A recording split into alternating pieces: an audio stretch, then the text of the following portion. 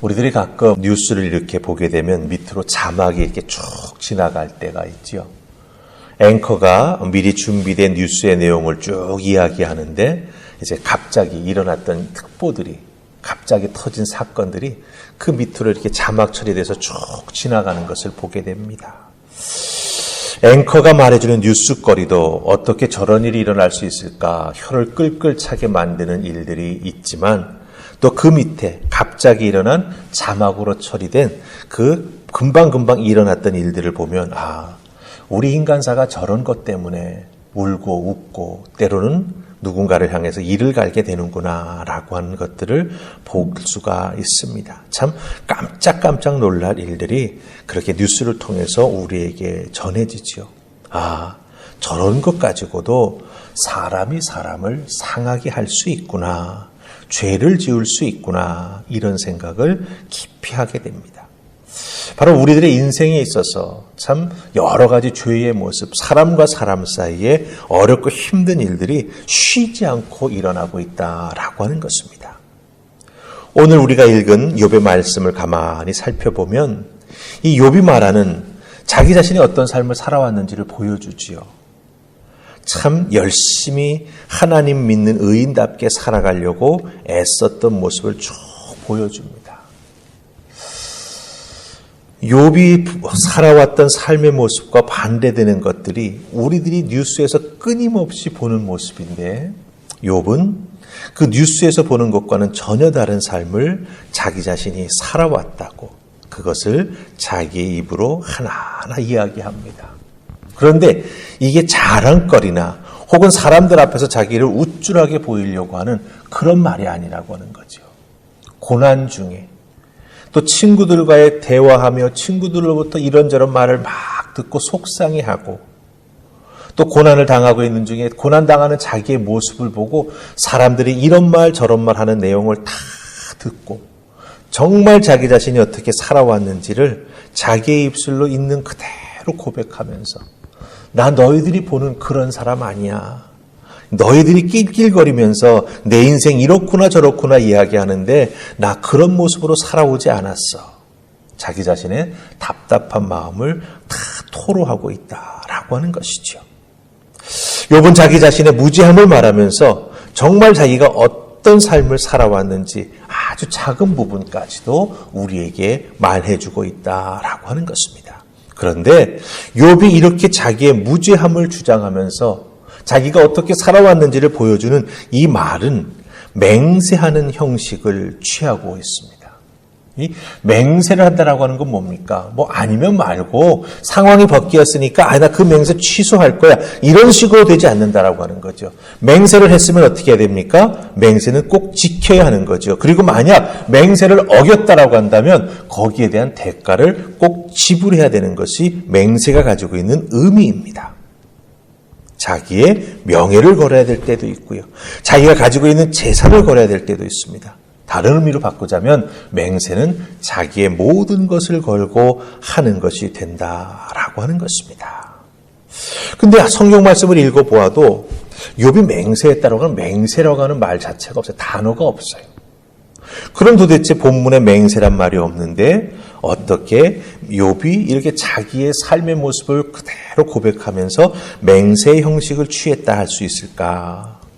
오늘 말씀 속에 그것을 우리에게 알려주는 중요한 표현이 있습니다. 그리고 그것을 자기가 맹세할 수밖에 없는 근거되는 말씀이 있습니다. 자, 우리 1절 말씀 보시고 그 다음에 우리가 읽었던 맨 마지막 23절 말씀 보십시다. 자, 먼저 우리 1절 읽습니다. 찾으셨죠? 같이 읽습니다. 시작.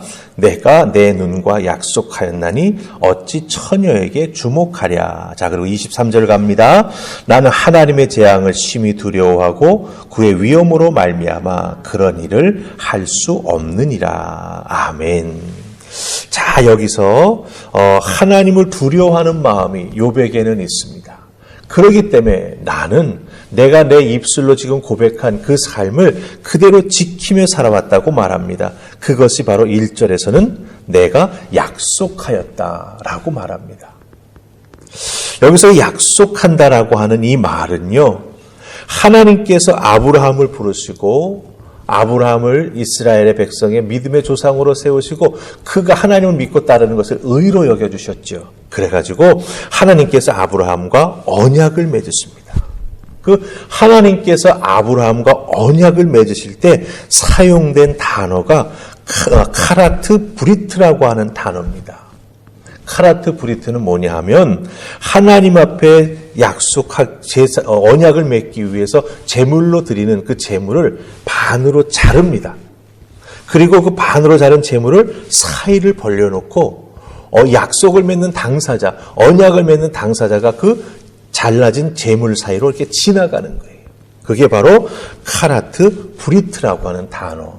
언약을 맺다, 약속한다라고 하는 이 단어가 가지고 있는 뜻이 된다라고 하는 거예요. 욥이 약속한다라고 할 때 이 카라트 브리트라고 하는 단어를 통일하게 사용했습니다.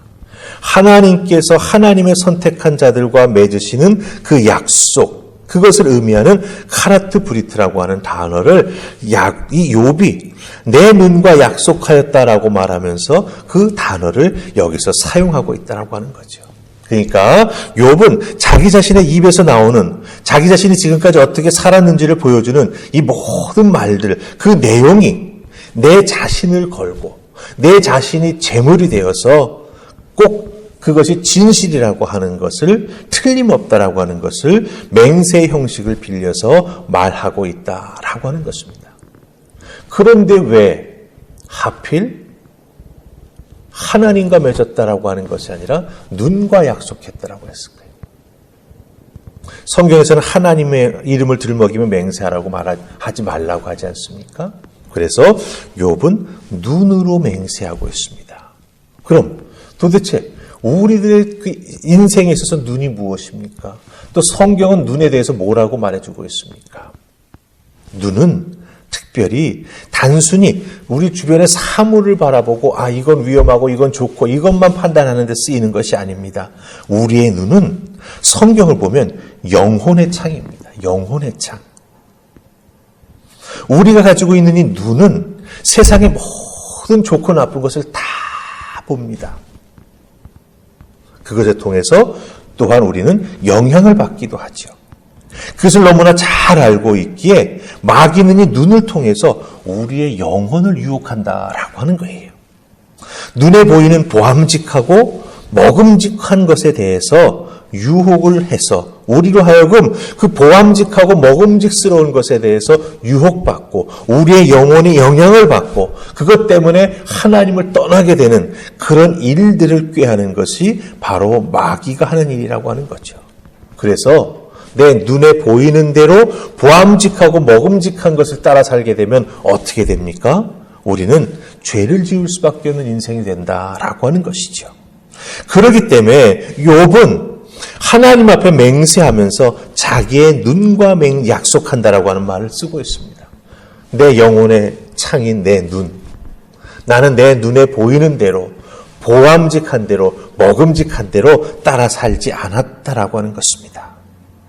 이것과 싸우기 위해 나는 하나님과 약속하고 스스로 언약을 세워서 그 언약 세운 것을 신실하게 지키면서 지금까지 살아왔다라고 오늘 우리가 읽은 말씀 속에서 쭉 이야기합니다.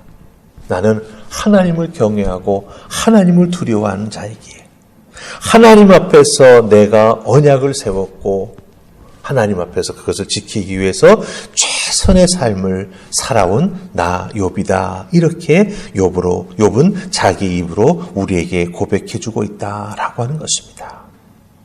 여러분, 우리는 욥처럼 우리들이 믿음의 삶을 살아가면서 하나님과 약속할 때가 있죠. 또 자기 자신과 약속할 때가 있습니다. 특별히 신앙생활, 하나님 앞에서 이렇게 하겠습니다라고 약속할 때가 있습니다. 그 약속은 그냥 한 약속이 아니죠. 자기를 하나님 앞에 약속의 제물로 세워놓고 한 약속입니다. 그렇기 때문에 하나님과 했던 그 약속을 우리는 가볍게 보아서는 안 된다라고 하는 것이죠. 우리가 하나님 믿고 복받는 인생이 되기를 바라는 그 간절한 마음만큼 하나님 앞에 약속한 것을 지키려고 그 약속을 무겁게 여기는 그런 신앙의 자세가 우리에게 꼭 필요하다라고 하는 것입니다. 부함직하고 먹음직한 것을 따라가지 않기 위해 내가 하나님 앞에 이런 신앙생활 하겠습니다라고 약속했다라고 한다면 우리는 마땅히 지켜야 하는 것입니다.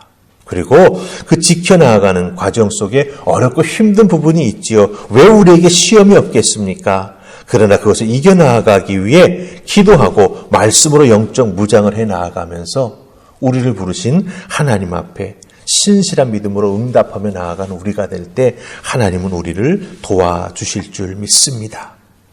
욥의 고백은 그 욥이 가지고 있는 믿음과 또한 욥의 영성의 고백이 그대로 묻어나는 것을 볼 수가 있습니다. 하나님을 예배하는 우리들도, 하나님을 믿고 살아가는 우리들도 우리들의 삶의 자리에서 하나님과 약속한 그 모든 것을 이루어 나아가는 일상의 거룩함을 통해서 하나님을 기쁘시게 해드리는 하나님의 자녀가 될 수 있기를 간절히 소망합니다. 로마서 12장 1절은 뭐라고 말합니까? 우리 몸을 하나님 기뻐하시는 거룩한 산 제물로 드리라 말씀하고 있죠. 그 다음에 우리가 놓치지 말아야 될 게 있어요. 이것이 바로 우리의 영적 예배다라고 말하고 있습니다. 네. 예배는 주일날 교회에 와서 드리는 것만이 예배가 아니에요. 우리를 하나님 앞에 거룩한 산 제물로 드리는 그것이 바로 우리의 영적 예배가 된다라고 하는 것입니다. 다른 말로 바꾸면 내가 하나님 앞에서 이런 신앙생활 하겠습니다라고 약속했던 것 거룩하게 잘 지켜나갈 때 그것이 바로 우리의 삶의 예배가 된다라고 하는 것 꼭 기억하시고 욥이 하나님 앞에서 언약을 맺었던 것 그것을 지키기 위해 하나님을 두려워하는 마음으로 일상에서 최선을 다했던 것처럼 여러분의 삶의 자리에서도 정말 나 자신을 거룩한 산제물로 드려 영적 예배드리는 여러분들 다 되실 수 있기를 주님의 이름으로 축복합니다. 아멘. 우리 기도하십시다. 좋으신 하나님 감사합니다.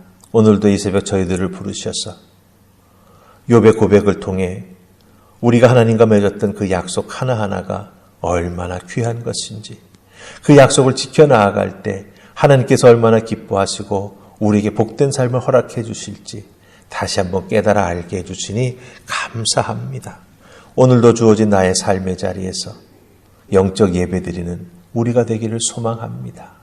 도우시고 이끌어주시고 특별히 작은 것에서 무너지지 아니하는 우리가 될 수 있도록 성령 하나님 우리를 붙잡아 이끌어 주시옵소서. 감사하고 예수님 이름으로 기도하옵나이다. 아멘.